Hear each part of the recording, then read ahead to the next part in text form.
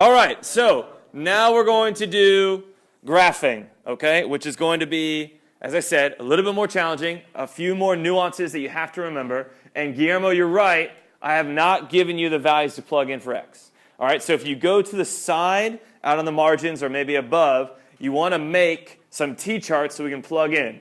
How many pieces do we have in this piecewise function? We have 3, so how many t-charts am I going to make? Ah, look at that, great. So I'm going to start with the first one. Now I like to go smallest to largest, like I'm reading a book, left to right. Okay? So if I look here, my first piece says values that are less than or equal to -3. So what are some values less than or equal to -3?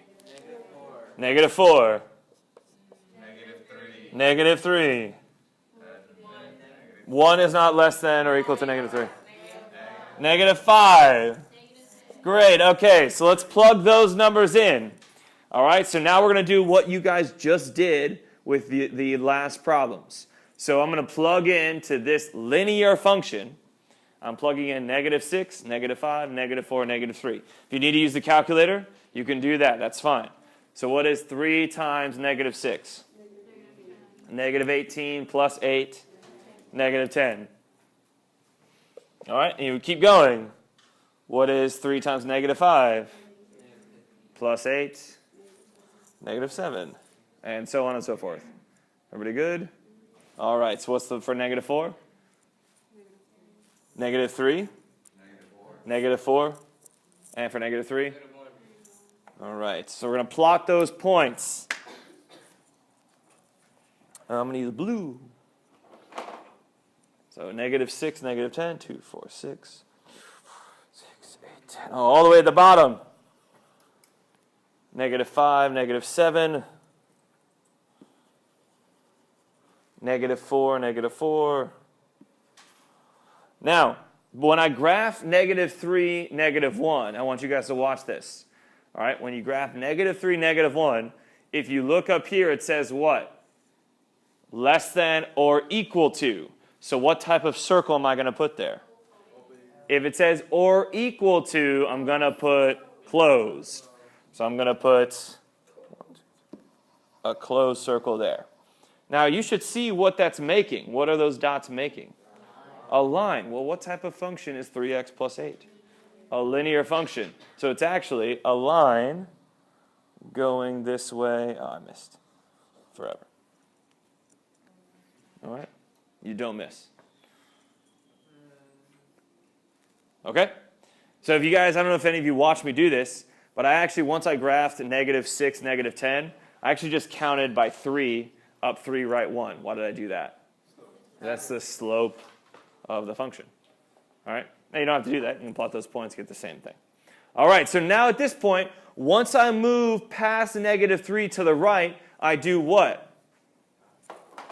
Once I move past -3, like greater than -3, what do I do with the piecewise function? You go to the next one. And what is the next one?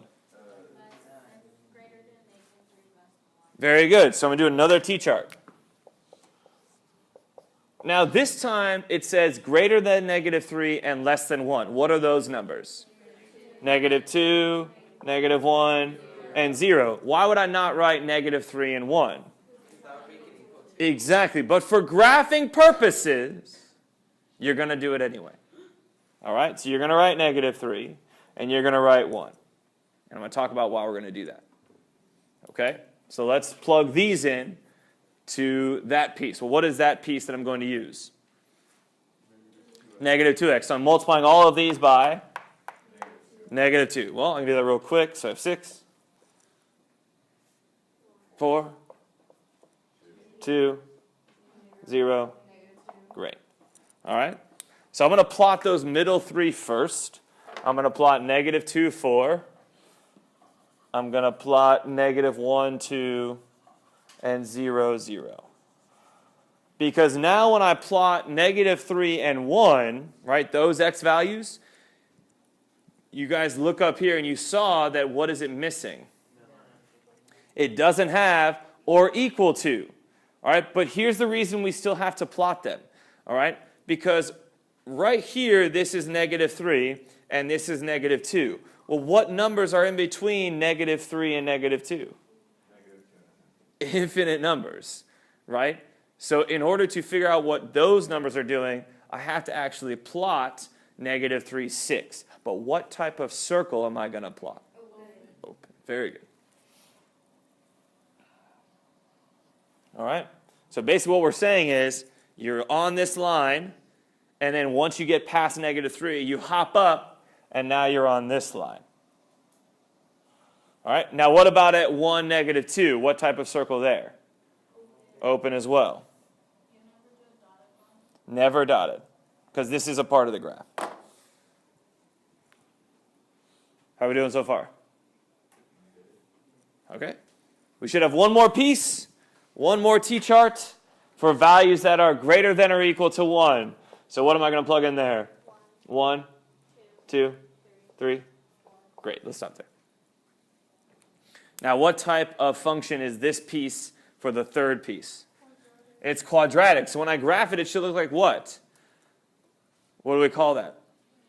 A parabola. You're going to see, though, it doesn't look like a full parabola because it's just a piece of it, right? It's called piecewise function, just a piece. All right, so what happens when I plug in 1? What do I get? So 1 squared is 1. 1 minus 3, negative 2. 2 squared, 4 minus 3, 1.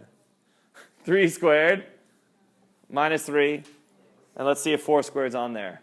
I don't think it is. Is it? 2, 4, 6, 8. No, it's 10. So, no. So we're done. All right. So I'm going to plot 2, 1 and 3, 6. Now, what do you guys notice about my number when I plugged in 1?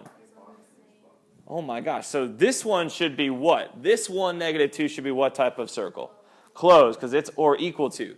This 1, negative 2 I've already plotted is what? Open. What happens when you have an open and a closed and they're at the same place? It's closed. All right? So even though this was open, it's about to be closed.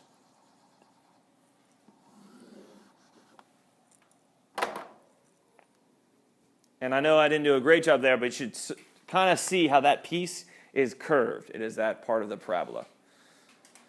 All right. How did it feel for your first piecewise function? Oh, sad. Hopefully it felt okay.